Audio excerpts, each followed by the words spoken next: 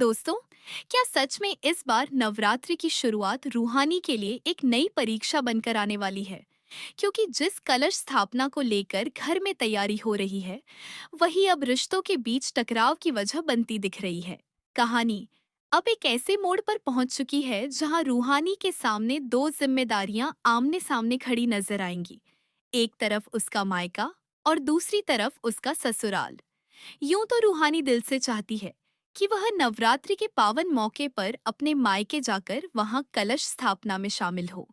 लेकिन जैसे ही वह अपनी यह इच्छा जाहिर करती है, घर में माहौल बदल जाता है, क्योंकि परिवार साफ कह देता है कि अब वह इस घर की बहू है और इस घर की हर रस्म निभाना उसकी जिम्मेदारी है।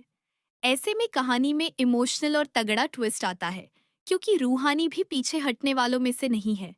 वह साफ कहती है कि मायका भी उसकी जिम्मेदारी है और वह वहां की परंपरा नहीं तोड़ सकती। लेकिन दूसरी तरफ ससुराल वाले अपने फैसले पर अड़े रहते हैं और कहते हैं कि अब इस घर की नई बहू होने के नाते कलश स्थापना वही करेगी और कोई नहीं करेगा।